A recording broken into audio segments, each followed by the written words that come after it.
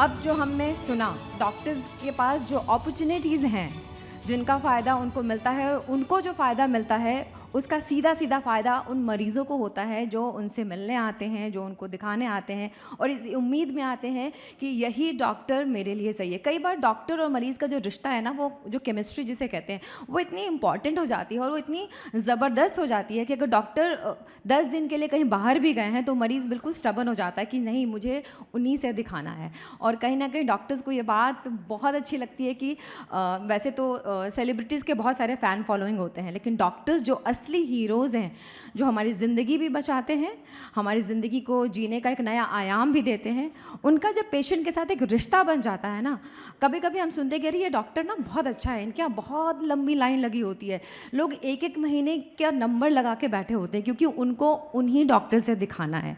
और कुछ ऐसे पेशेंट्स हैं जिनको हमने कई बार ऐसा देखा होगा कि हॉस्पिटल्स में मतलब एक एक महीने तक यूं ही बैठे रहते हैं।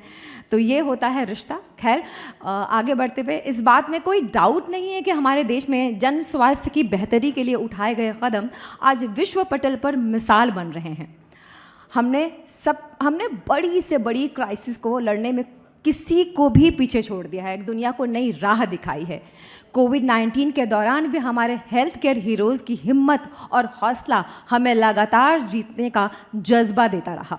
लेकिन एक के बाद एक महामारी की हर लहर कड़ी परीक्षा की तरह हमारे सामने आती गई। कई खामियां भी नजर आईं, जैसे ऑक्सीजन, वेंटिलेटर, मेडिसिन के साथ साथ मेडिकल स्टाफ की कमी पहली बार देखने को मिली हमें। लेकिन अब जब हमें अपनी कमियां पता चल गई हैं, मालूम चल गया है, तो उन्हें दूर करने के लिए देश में पहल जारी है और बहुत सारी चीज़ें हुई भी हैं। तो ऐसे में इस तरह के दूसरे पब्लिक हेल्थ क्राइसिस से लड़ने के लिए क्या अब इंडिया तैयार है? क्या हम तैयार हैं? पैंडेमिक से हमने क्या कुछ सीखा और किन विषयों पर अभी भी ध्यान देने की ज़रूरत है, ये एक बहुत बड़ा सवाल है। और सबसे ज़रूरी, भविष्य में जैविक युद्ध की बढ़ती आशंका से निपटने के लिए देश के किन नीतियों पर कर रहा है काम। जानेंगे ये सब कुछ और विस्तार से हमारे अगले पैनल डिस्कशन में। Is India ready to tackle public health crisis which is a big question, learnings from the pandemic. और इस सेशन को मॉडरेट करने के लिए मैं मंच पे बुलाना चाहूँगी एक बार फिर से कार्तिकेय शर्मा को, और पैनल गेस्ट के तौर पे मैं बुलाना चाहूँगी doctor Sharad Kumar Agarwal, IMA president, doctor Prabhat Kumar, paediatrician, doctor Ritu Duggal, professor and chief centre for dental education and research, AIIMS New Delhi, doctor Sharda Jain, general secretary DGF। तो इतने सारे लोग जो आ रहे हैं, जो फिर से हमें कुछ कुछ नई नई बातें बताएंगे और हम एक नया डिस्कशन शुरू करने जा रहे हैं। आई एम श्योर इस डिस्कशन से भी बहुत सारी चीज़ें मिलेंगी। कार्तिकेय सर, आप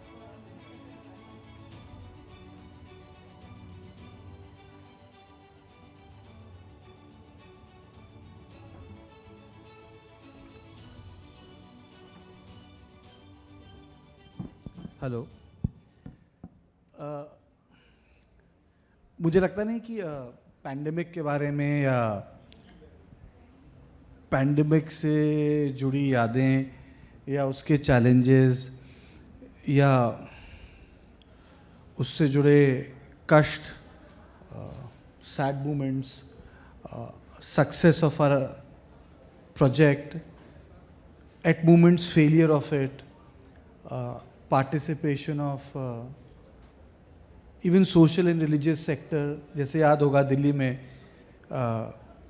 वो गुरुद्वारे का जो दृश्य, जो वहाँ लोग खड़े थे ऑक्सीजन टैंक्स लेके, they are इच्ड in a memory, भूल नहीं सकता कोई, ख़ास तौर से डेल्टा को लेके। बड़ा पैनल है। मेरे पैनल में doctor Sharad Kumar Agarwal ji, IMA president, doctor Prabhat Kumar, paediatrician, Dr. Ritu Duggal, Professor and Chief Center for Dental Education and Research, AIIMS, and Dr. Sharda Jain, General Secretary, DGF. सबसे पहले शरद जी, मैं आपसे जानना चाहूँगा कि सबसे बड़ा लर्निंग कर्व, सबसे बड़ा लर्निंग कर्व पैंडेमिक का क्या रहा?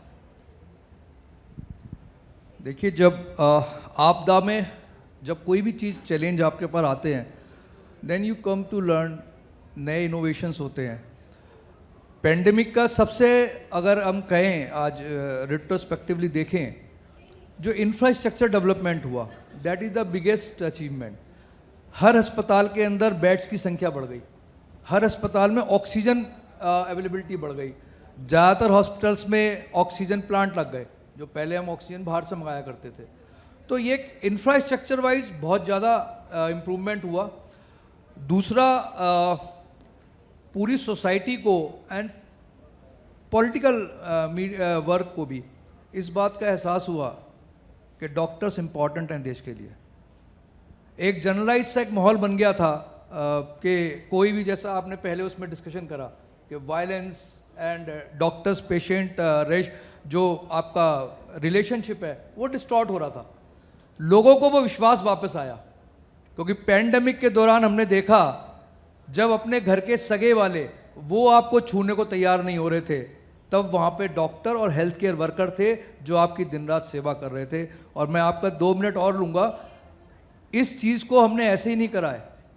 इस सेवा को करने में पूरे वर्ल्ड ने जो इंडिया के कोविड मैनेजमेंट को सराहा, वो कोई एडमिनिस्ट्रेटिव कंप्लायंस और एडमिनिस्ट्रेटिव स्किल की वजह से नहीं, it is all because of the doctors of India and health care worker of India, जिन्होंने अपनी जान की कुर्बानी देके इस पेंडेमिक में सबसे अच्छा काम करा। और let me tell you, IMA ने अपने 2000 डॉक्टर्स को खोया है, जो कि शायद आप लोगों को नहीं पता होगा। इस पेंडेमिक से आपको देश को उबारने के लिए हमने अपने 2000 डॉक्टर्स को खोया है, उन्होंने अपनी जान की कुर्बानी दी है। और ये मैं चाहूँगा आपके माध्यम से कभी कोई प्रोग्राम करें, एटलीस्ट उन लोगों को, हमने उनको कोविड मार्टियर का दर्जा दिया और हमने सरकार से भी अपील करी कि वो भी उन लोगों को कुछ सराहे। पर सरकार, जैसा आप जानते हैं, नेताओं को आदत होती है वो केवल स्टेटमेंट देते हैं, कुछ नहीं होता है। तो ये कोविड का बहुत अच्छी हमारी उपलब्धि रही, और लेकिन उस उपलब्धि को और देश को उससे उबारने के लिए हमने अपने 2000 डॉक्टर्स खोए, और जिनको मैं डॉक्टर्स डे पे श्रद्धांजलि भी देता हूँ। और सभी डॉक्टर्स को, देश में जो हमारे डॉक्टर्स हैं, as a national president of Indian medical association, I wish them happy doctors day. चलिए, शारदा जी, जब हम पैंडेमिक की बात करते हैं तो फ्रंटलाइन वर्कर्स, डॉक्टर्स, नर्सेस थे। आपको क्या लगा और क्या लगता है कि जब इस तरह की पैंडेमिक होती है, डॉक्टर्स रिस्पांस, गवर्नमेंट रिस्पांस तो ठीक है, वो तो है, आपको क्या लगता है कि एक पब्लिक डिसिप्लिन भी बहुत इम्पॉर्टेंट एलिमेंट होता है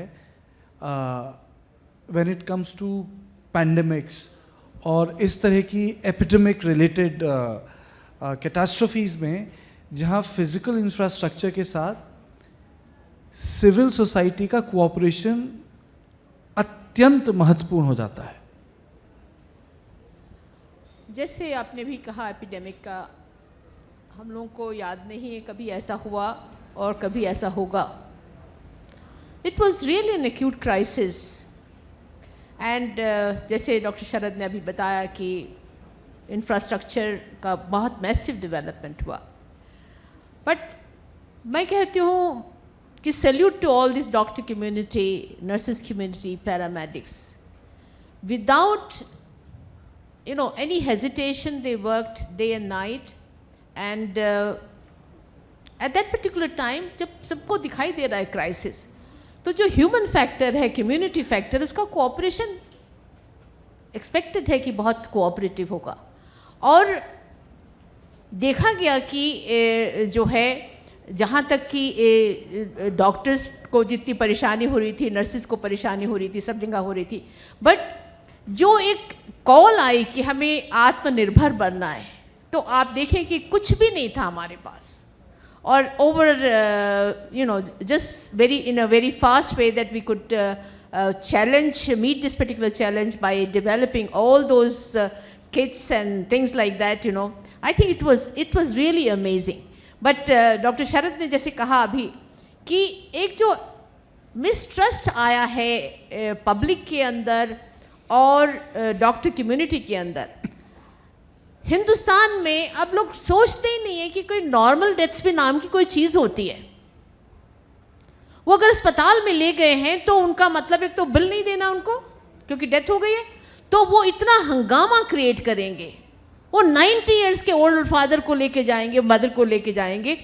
During this particular time, there was nothing, no crisis of this particular kind was there. I think the humans behaved very, very well. And I will say that, you know, India by large, everybody came together, fought for this.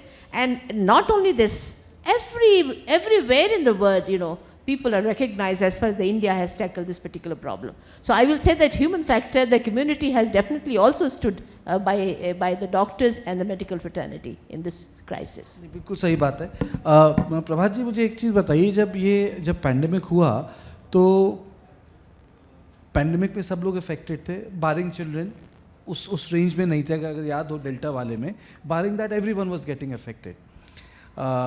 It broke down families, दूर रहना पड़ा, economic expenses बढ़ गए लोगों के.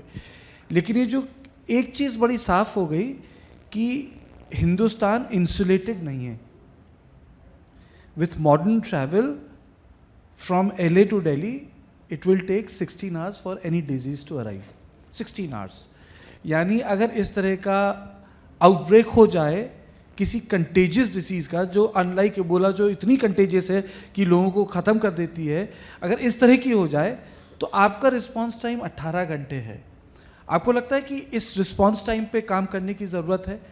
क्योंकि एक झटके में एयरपोर्ट्स नहीं रोके जा सकते, एक झटके में आप अपनी अर्थव्यवस्था को कोमोटोज नहीं कर सकते हैं. यानी आपको अर्थव्यवस्था के साथ साथ रह के इस पैंडेमिक का, आने वाली किसी पैंडेमिक का मुकाबला करना होगा. और लोग भूल जाते हैं कि कोविड से पहले केरला में भी H1N1 हुआ था, उसको लेके हंगामा हुआ था, पर चूंकि मास डेथ नहीं थी और वो पब्लिक मेमोरी में इच्ड नहीं था, तो वो कहते हैं ना, वो अंग्रेजी में फ्रेज है, pandemic died a social death. मतलब physically it is still active, लेकिन वो उसकी सामाजिक डेथ हो चुकी है. तो वहाँ काम करने की ज़रूरत नहीं आपको लगता है? नहीं सर, देखिए, काम करने की ज़रूरत तो बहुत जगह है, लेकिन जो स्पेसिफिक टॉपिक आपने कहा ना कि भाई कोई डिज़ीज़ हमारी कंट्री में कितनी जल्दी आ सकती है, 12 घंटे, 16 घंटे, 18 घंटे, डिपेंडिंग अपॉन कंट्री कहाँ से चीज़ें आ रही हैं. तो होता ये है कि it's not just possible to stop everything, है ना. आप अचानक से चीज़ें बंद नहीं कर सकते. कहीं पे एक छोटा सा आउटब्रेक हुआ, ठीक है, उसको लेट्स से वो गवर्नमेंट की या ऑफिशियल्स की नज़र में आया और वहाँ आपने उसको सील कर दिया, बंद कर दिया. आप each and every time it's not possible. पर हाँ, इस बार क्योंकि इतने बड़े पैमाने पे हुआ, चीज़ें बहुत बड़े पैमाने पे हुई, अल्टीमेटली लोगों को फाइनल इफेक्ट पता लग गया कि हाँ साहब, इतनी बड़ी भी कोई चीज़ हो सकती है. तो people have started taking it seriously. तो इस टाइम पे जो एयरपोर्ट अथॉरिटीज़ हैं, इस टाइम पे जो मेडिकल ऑफिसर्स हैं वहाँ पे, इस टाइम पे जो kind of screening they are undergoing through, वो बहुत स्ट्रिक्ट है. एंड बिलीव मी, स्ट्रिक्ट है. ये मैं क्यों कह रहा हूँ? क्योंकि मेरे my daughter and my wife, they stuck up in Finland at the time of Covid. तो ये चीज़ तो मैंने बहुत ही क्लोजली देखी है. मैं आपको बहुत रियलिस्टिक पिक्चर इसकी बता सकता हूँ. तो उस टाइम पे बहुत स्ट्रिक्ट है. इस बारे में ऑलरेडी काम हो रहा है. But again the people has to say कि हाँ, हमें प्रॉब्लम है, हमें लाइकली चीज़ हो सकती है, हम किसी के कांटेक्ट में आए हैं. जब तक कोई ये नहीं बताएगा तब तक आप सबको स्क्रूटनाइज नहीं कर सकते. इसको लेकर आपको लगता है कि बच्चों को लेकर रिसर्च हुई है? क्योंकि केवल एक होता है ना, जब पैंडेमिक हो जाती है तो मॉर्टालिटी ऑब्सेशन हो जाता है न्यूज़पेपर्स को, यहाँ इतने लोग मर गए, वहाँ इतने लोग मर गए जी, उसको ऑक्सीजन टैंक नहीं मिला. ब्लेम गेम में जिसे कह सकते हैं, वो narrative, social media driven narrative हो जाता है. लेकिन आपको लगता है वो रिसर्च की ज़रूरत है कि जो बच्चा 3 साल का था पैंडेमिक के टाइम में, उसके जीन मैप पे क्या असर पड़ा होगा, उसके बॉडी पे क्या असर पड़ा होगा, वो बड़ा होगा, उस पे आपको लगता है उस तरह की आज देखिए इतना टाइम हो गया, 2.5-3 साल है, कि उस पर एक वॉल्यूम ऑफ रिसर्च का एब्सेंस है? Surely sir, surely. मैं ये बताना चाहूँगा आपके चैनल के माध्यम से कि इन चीज़ों पे ना बात हो रही है. इन चीज़ों पे दोनों तरीके से काम हो रहा है. जेनेटिक लेवल पे भी काम हो रहा है, प्लस क्लिनिकल लेवल पे भी काम हो रहा है. किस तरीके के बच्चे अफेक्ट हुए. हमारे यहाँ डिलीवरीज हुई हैं कोविड पॉजिटिव मदर्स की. बहुत कम बच्चे ऐसे थे जिनको कॉम्प्लिकेशन हुई है. बहुत अच्छी बात थी. कॉम्प्लिकेशन? Yes yes yes. किस तरह के complications means the admissions in ICU. बहुत ऐसे कम न्यू बॉर्न्स थे जिनको हमें NICU में रखने की ज़रूरत पड़ी क्योंकि उनकी मदर्स कोविड पॉजिटिव थी। लेट्स से कुछ मदर्स ऐसी भी थी कि वो कोविड पॉजिटिव हैं, the mother went on the ventilator and we took out the kid. उन बच्चों को 2 या 3 दिन ही प्रॉब्लम रही and fortunately I was in my previous institution, we recovered almost all the kids. बच्चों को बहुत ज़्यादा परेशानी नहीं हुई, हाँ दिक्कत हुई है, लेकिन मॉर्टेलिटी वाइज अगर आप डेटा भी उठा के देखेंगे बच्चों का डेटा बहुत कम है। प्लस वो बच्चे हमारे फॉलोअप में आते हैं, वो बच्चे ठीक हैं, स्कूल जा रहे हैं, कॉग्निशन ठीक है, अपनी एक्टिविटीज़ ठीक करते हैं, सबसे इंट्रैक्शंस अच्छा है, अपने माइलस्टोन्स अपने टाइम टू टाइम ना वो गेन करते हैं। तो जेनेटिक लेवल पे कुछ चीज़ें बहुत एडवर्सली निकल के नहीं आई, टचवुड, लेकिन हाँ साथ के साथ जो क्लिनिकल पॉइंट ऑफ व्यू से भी बच्चे ना बड़े ऐसा कोई ख़राब रिजल्ट हमें सामने दिखा नहीं। तो यही एक चीज़ है जिसकी वजह से दुनिया बच गई, मैं सच बताऊं, क्योंकि बच्चे बहुत अफेक्टेड नहीं हुए। The things were totally to the adults, to the comorbid conditions, to the diabetes, let's say somebody is a smoker या एस्मेटिक है, उनको ज़्यादा समस्या हुई। बच्चों को एक पोस्ट कोविड सिंड्रोम जब हुआ था तो बहुत सीवियर हुआ था, बच्चों को मैनेज भी किया गया, लेकिन हाँ अगर हम मॉब की बात करें, अगर नंबर्स की बात करें तो जनरल पॉपुलेशन के कंपैरिजन में नंबर्स काफ़ी कम था and this is a realistic situation. This doctor Ritu, this brings me to the larger question जो जिसे मैं कहूँगा जिससे आज भी हमारा देश का और दुनिया का समाज कोविड से झेल रहा है। कोविड समस्या नहीं है, लेकिन लॉन्ग कोविड के साथ हम जी रहे हैं। और अमेरिकन मेडिकल जर्नल में कई सारे केसेस हैं कि best of surgeons committed suicide because they lost the art of doing surgery, क्योंकि किसी का हाथ कांपने लगा। हमारे सामने तो वो हैं social media influencer, film stars, they died on treadmill. उसके साथ कॉन्सिक्वेंट जो वैक्सीनेशन का है कि जो प्रिवेंटिव मेडिसिन है, क्या वो कॉज ऑफ प्रॉब्लम हो गया है? ये कितनी बड़ी लर्निंग होनी चाहिए हमारे लिए जब इस तरह की पैंडेमिक्स आएँ और बड़ी तेज़ी से जब हमको उसकी वैक्सीन्स बनानी पड़े, जबकि वैक्सीन्स की बनाने की मियाद और तरीका एक अलग डिस्कशन का हिस्सा है, उसका एक वक्त होता है। लेकिन जो लॉन्ग कोविड है जिससे लोग जूझ रहे हैं, थकान होना, हार्ट के इश्यूज, ब्लड थिकनेस, इस पे आपको लगता है कि ये सबसे बड़ा चैलेंज उभर के आया है हमारे समाज के सामने? Thank you and a very happy Doctor's Day to all of you. I think मैं ही यहाँ पर सिर्फ एक डेंटिस्ट हूँ, बाकी सारे लोग मेडिकल फेटर्निटी से हैं, बट नेवरदलेस हम डेंटल को मेडिकल से अलग नहीं कर सकते because we are now into integration to other fields, so dentist are equally important.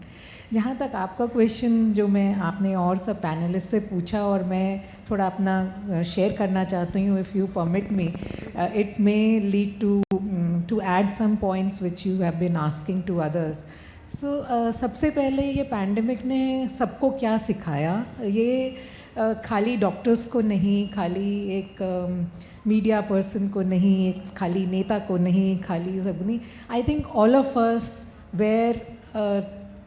Where alarmed by this pandemic कि हम लोगों को अपनी हाइजीन का ध्यान सबसे पहले रखना चाहिए। जो कि स्पेशली इन इंडियन सिनेरियो हम लोग उन सबको निग्लेक्ट करते हैं। So the first thing which we all came across that yes this disease is spreading because we are not taking care of few hygiene procedures which can which could have prevented the I would say कि जो इतने मास में कई बार चीज़ें फैली, तो वो prevention का पार्ट हमको सिखाया गया। एक स्मॉल फेस मास्क जो कि हम लोग उसको एक सिर्फ कपड़े का टुकड़ा या चीज़ एक ये क्या कर लेगा, उसकी इम्पोर्टेंस पता चली। सो रेगुलेशन हमारी डे टू डे लाइफ में हर आदमी उससे जूझा और थोड़े से का इफ़ेक्ट हुआ या ज़्यादा हुआ, बट वो कुछ ना कुछ हर आदमी को सिखा गया। दूसरी बात आपने कहा कि उससे हम लोगों की जो साइंस या उसमें इनोवेशंस, स्पेशली हमारी फील्ड में जो कि एक वायरल है, जो कि एक मुंह से फैल रहा है, हम लोगों को मास्क लगाने को बोल रहे हैं, तो हमारे जितनी जनता है उनमें कुछ ना कुछ दांत का दर्द ज़रूर हुआ है उस दौरान पे निगलेक्ट भी बहुत हुई है। ओरल कैविटी की डिजीज़ेस लोगों ने, बेचारों ने अपने आप को सहा भी है, क्योंकि कई जो डर के बैठ गए अपनी, या कोई बाय लॉज ये आ गए कि अपनी आप को क्लिनिक्स को बंद करना है, जब लॉकडाउन्स हो गए तो लोग डॉक्टर्स के पास जा नहीं पाए, तो कई लोगों ने उस दौरान पे ये महसूस किया कि इम्पॉर्टेंस क्या है ओरल हाइजीन की या एक नॉर्मल प्रिवेंटिव मेजर्स की। तो हम लोगों की जो चिकित्सा है वो प्रिवेंटिव की तरफ भी ज़्यादा चली गई, तो डिज़ीज़ को बढ़ने ना दिया जाए, प्रिवेंशन तक रोक लिया जाए, ताकि आज हमारी स्थिति, तो एक वो एडिशन भी हुआ और हम लोग भी खुद प्रिवेंशन की तरफ थोड़ा चल गए, जो कि चाहे हाइजीन से हो, चाहे हमारी डाइटरी हैबिट्स से हो, चाहे वो घर में बैठे रहे तो हम लोगों को यूट्यूब में या हमारे मीडिया ने इतना जानकार बनाया गया कि आप प्रिवेंशन को कैसे कर सकते हैं। तीसरी बात, आपने वैक्सीन की बात करी, जो कि आपने कहा कि हम लोगों को वैक्सीन लेना चाहिए, हमने वैक्सीन लिया। Long Covid, sorry, long Covid की लॉन्ग कोविड के लिए, लॉन्ग कोविड के लिए अगर आप देखें, मैं एक हॉस्पिटल में काम करती हूँ, हम लोगों को as healthcare providers mandatory किया गया कि आप एक डोज़ लीजिए, दूसरी डोज़ लीजिए, फिर एक बूस्टर डोज़ लीजिए।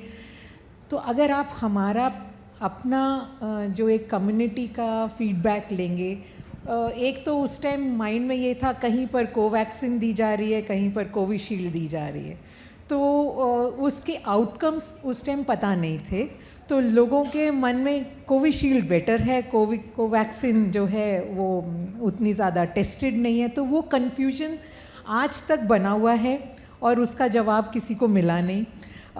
जहाँ तक लॉन्ग उसके इफ़ेक्ट्स की बात है, यस, बूस्टर डोज लेने के बाद एक तरह से हम लोग सभी लोग वो कोविड सिम्टम्स को महसूस कर पाए, जो कि एक बिकॉज़ एक लाइव वायरस है, वो आपकी बॉडी में आया, तो एक तरीके से हम लोग सब कोविड से शिकार हुए, हमारी अपनी इम्यूनिटी ने हमको बचाया है, क्योंकि हम ऐसी कंट्री में पैदा हुए हैं जहां हमारी इम्यूनिटी सिस्टम और कंट्रीज से बहुत ज़्यादा स्ट्रॉन्ग है। तो मैं ये कहूँगी कि जो अपना इम्यून सिस्टम है, हमारे जो मज़दूर के बच्चों को उतना डायरिया क्यों नहीं होता, वो पीडियाट्रिशियन के पास क्यों नहीं जाते। मेरे हस्बैंड खुद एक पीडियाट्रिशियन है, हम एलीट क्लास के बच्चे इतने ही बीमार क्यों होते हैं, क्योंकि वो उनको भी डायरिया होता है, बट हमारे जो पेरेंटिंग है वो एक इम्यून सिस्टम को बनने ही नहीं देती है। तो इम्यून सिस्टम तो आपकी बॉडी ही बिल्ड करेगी, वो आपको कोई बाहर से नहीं मिलेगा। तो हमारे सिस्टम को ही फाइट करना है, तो हम लोग को प्रिपेयर होना है, खुद को भी और अपने आसपास अपनी कंट्री को भी प्रिपेयर करना है इस तरह के बहुत सारे पैंडमिक के लिए।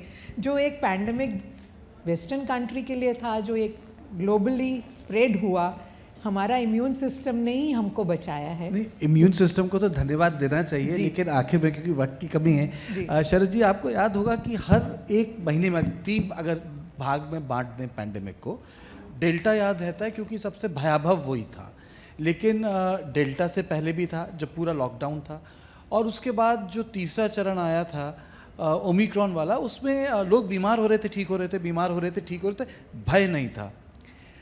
लेकिन अगर आपको याद हो, शुरू में हर तरह की दवाई का लोग इस्तेमाल करने लगे थे। अगर आपको याद हो, भाई ये ले लो, सबने अपनी डॉक्टरी खुद कर ली थी। क्या ये एक बहुत बड़ा वो नहीं है लर्निंग कर्व कि किस तरीके से एक general population very types of medicine से, मैं नहीं कहूँगा कि खिलवाड़ कर लिया, पर उसने अपने आप को एक्सपोज कर दिया। एरिथ्रोमाइसिन, पता मुझे तो याद भी नहीं, उसमें एक आया था डोनाल्ड ट्रंप ने एक्सपेरिमेंटल मेडिसिन ली, उसमें जर्नल्स आ गए, भैया उन्होंने ये खाया तो आप भी ये खा लीजिए। देखिए, ये तो हमारे देश की खूबसूरती कह लीजिए या कुछ और कह लीजिए, डॉक्टर्स के अलावा सभी लोग डॉक्टर्स हैं, और डॉक्टर से ज़्यादा ट्रीटमेंट आपको गली कूचे में, परिवारों में, गाँव में मिल जाएगा किसी भी बीमारी का। वो सही है गलत है, मैं उसकी बात नहीं कर रहा हूँ। तो ये तो चीज़ हमारे यहाँ है, जैसे कि आपके पहले पैनल में भी इस बात पर डिस्कशन हुआ, क्वैक्स जितने डॉक्टर्स नहीं होते, ज़्यादा अनक्वालिफाइड डॉक्टर्स हैं।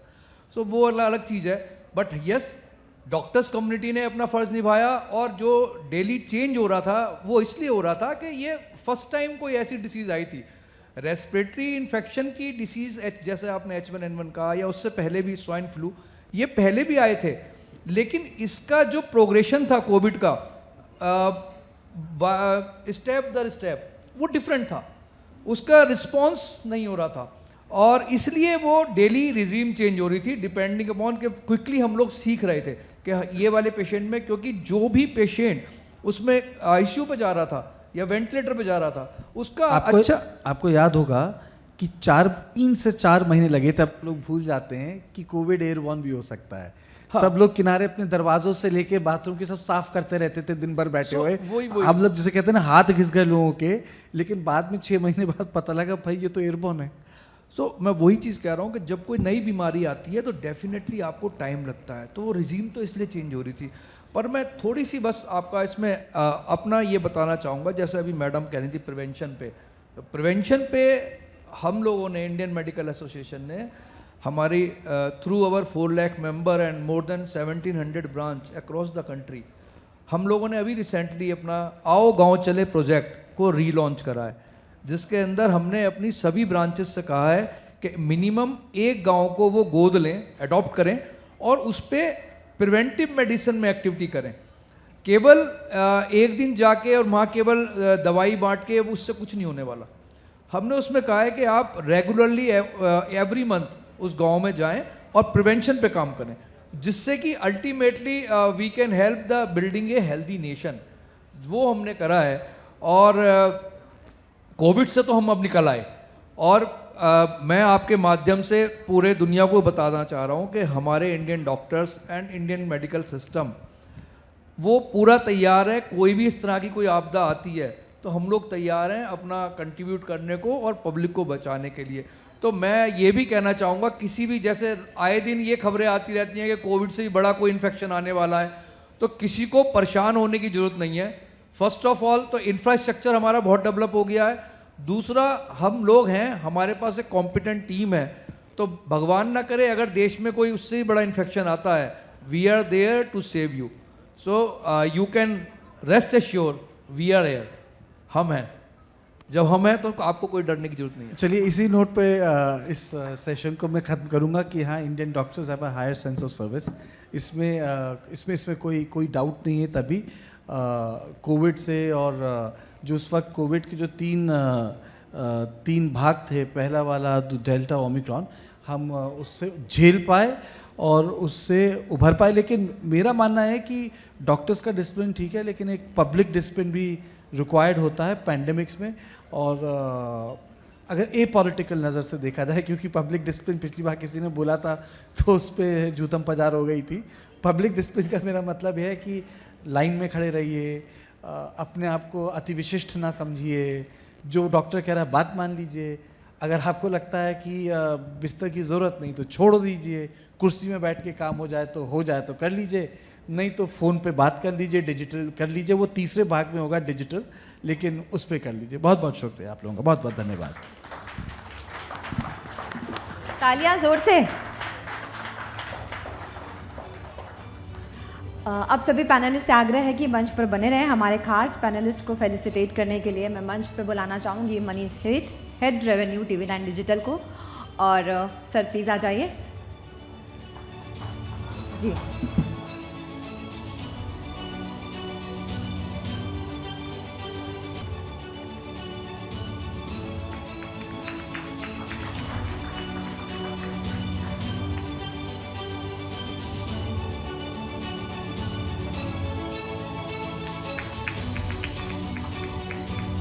तालियां बहुत धीरे बज रही हैं, आवाज़ नहीं आ रही मुझे बिल्कुल भी।